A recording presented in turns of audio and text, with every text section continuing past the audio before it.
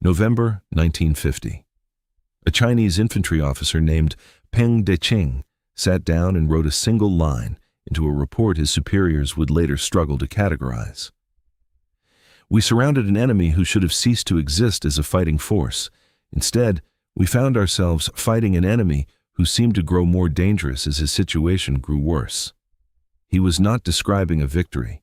He was describing the 1st Marine Division of the United States, encircled in the frozen mountains around the Chosin Reservoir, in a battle his forces had been ordered to win, expected to win, and did not win.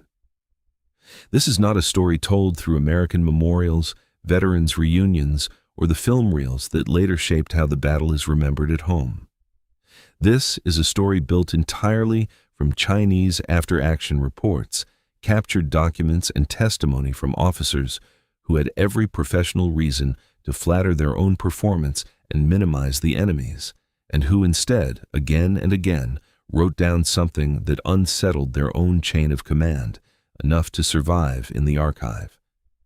What follows is what happens when an army fresh off a string of decisive victories corners a surrounded, outnumbered, freezing enemy, and that enemy refuses to behave like prey.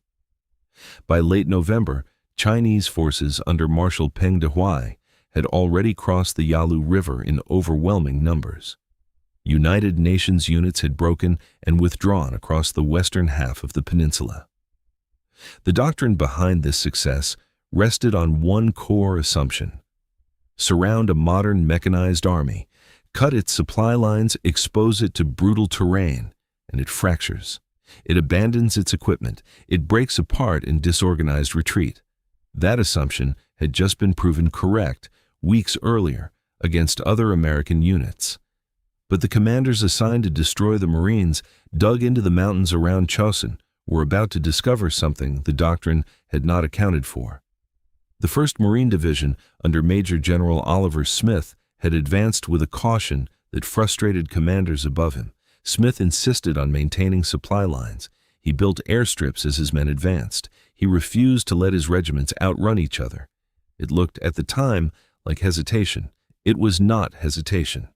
On the night of November 27th, more than 120,000 Chinese soldiers launched a coordinated assault meant to cut the Marine formations into isolated fragments and annihilate them before American air power could respond. The temperature fell to -30 degrees Celsius. Rifles froze solid. Engines had to run constantly or seize entirely. Blood plasma turned to ice and became useless. Men who lay wounded for even a few minutes began to die of exposure before the wound itself could kill them. Every variable in that equation should have produced a collapse. It did not. Colonel Zhang Renchu commanded the regiment that struck Marine positions near Udamni in the opening hours. His own after-action report, cited by Chinese military historians for decades, reads with unusual honesty. We attacked with full strength, in darkness, against a numerically inferior force in terrain that favored the attacker. Our casualties were severe, disproportionate to what our planning predicted. The enemy did not collapse under pressure. His units withdrew with continuous coordination, not disintegration. Read that sentence again.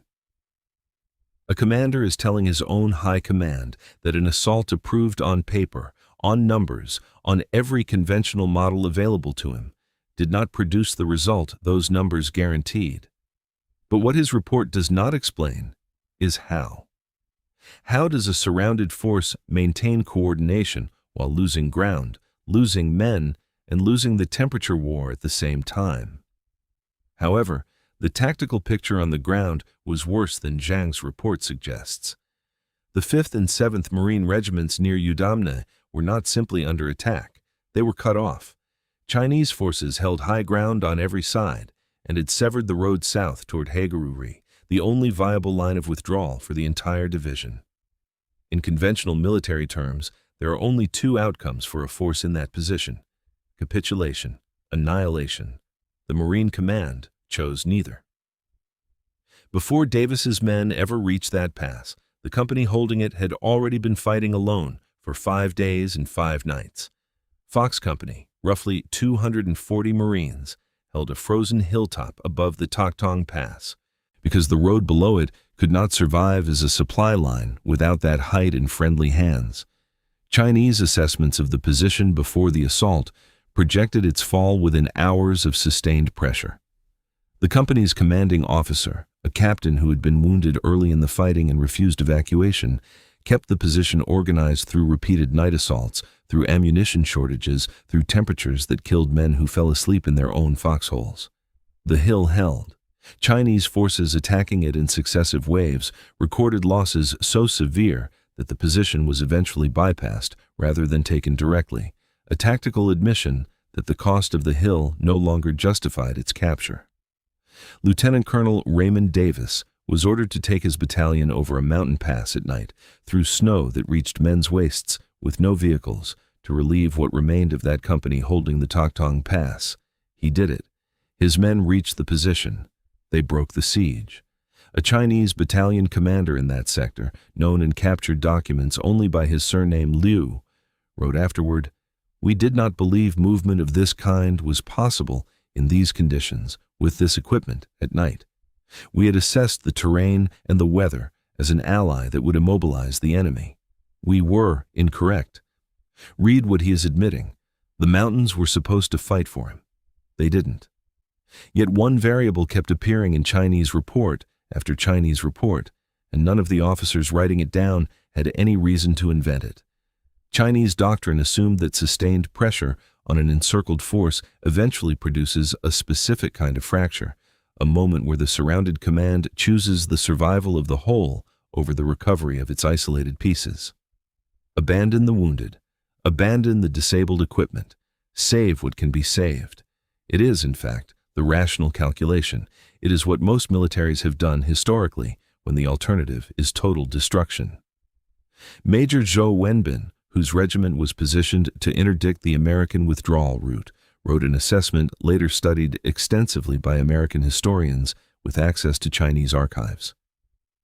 "We anticipated abandonment of isolated units, particularly wounded personnel, who could not maintain the pace of withdrawal. We prepared to exploit this. It did not occur to the degree anticipated. Wounded personnel were recovered. Isolated positions were relieved rather than abandoned. This required us to revise our tactical model of American behavior under sustained pressure." They revised the model. The model kept failing.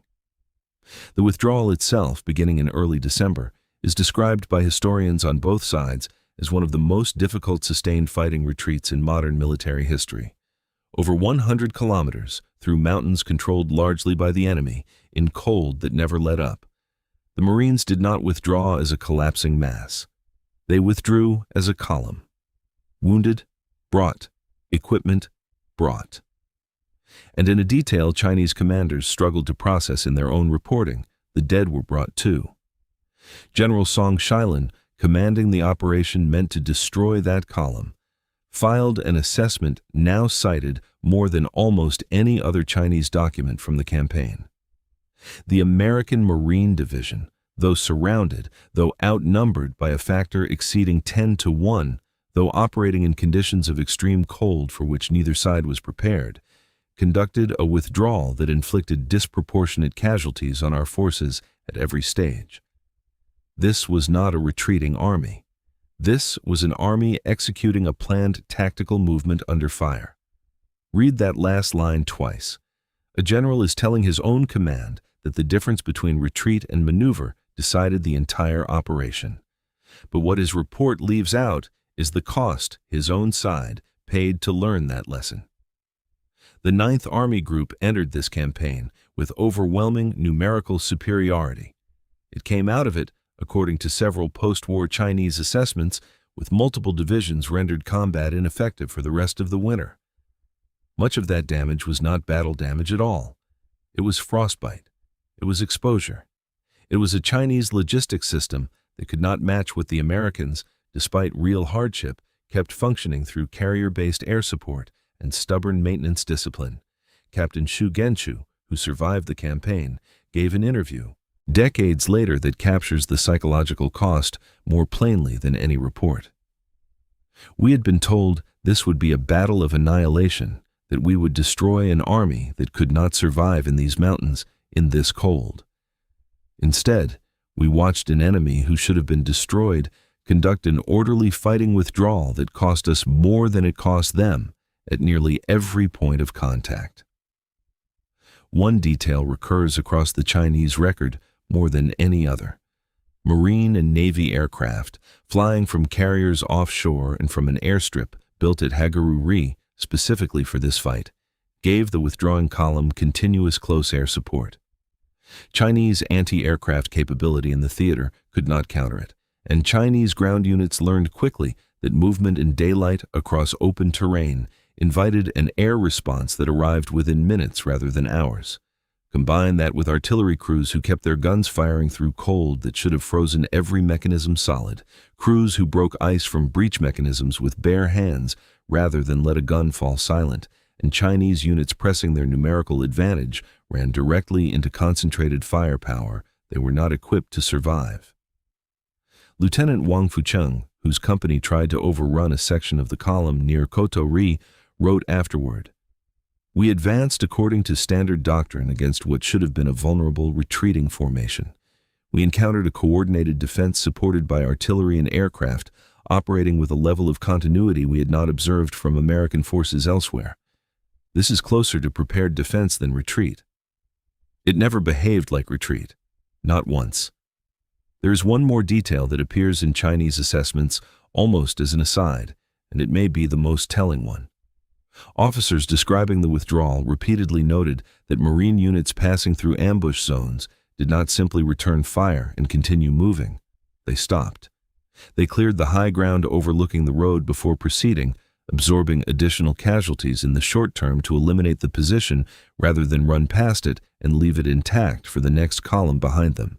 This is not the behavior of a force trying to survive the next few hours. It is the behavior of a force thinking several moves ahead, protecting men who had not yet reached that stretch of road.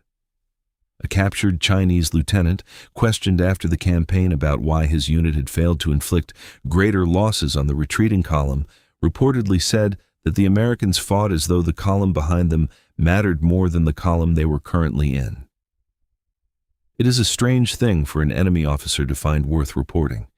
It is a stranger thing still for that observation to appear, in nearly identical language, in reports from 3 separate sectors along the withdrawal route, filed by officers with no contact with one another, describing the same behavior in the same terms, as though they had each independently run out of any other way to explain what they had seen.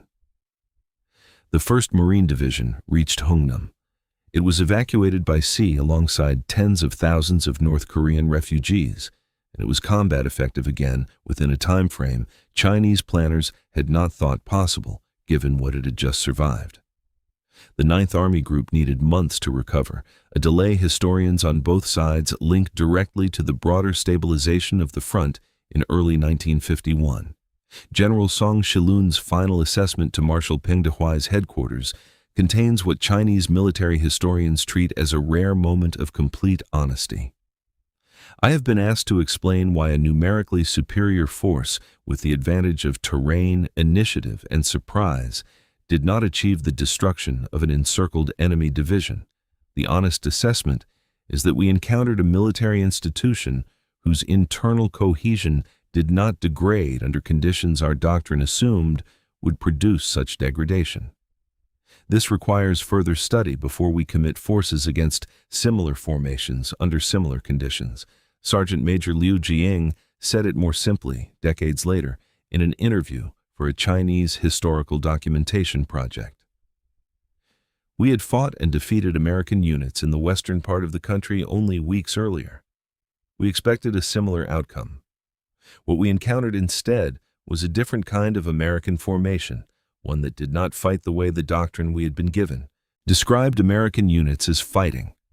I do not have a complete explanation for this difference. I only have the outcome. We did not destroy them. They inflicted losses on us that our own command did not anticipate. The men who survived that withdrawal came to call themselves, without irony and without exaggeration, the Chosin Few. It was not a name given to them by a headline writer. It was a name they gave themselves quietly in the years afterward, because so few of the men who went into those mountains in November came out the same, and because so many of the men who did come out spent the rest of their lives aware of exactly what it had cost the ones who did not. American military historians studying the campaign have noted a detail that rarely appears in Chinese assessments, but is central to how the battle is remembered on the other side. Almost every account from surviving Marines mentions, unprompted, the names of specific men beside them who did not survive the withdrawal, decades after the fact, with a precision that suggests these were not distant statistics to the men who carried them out.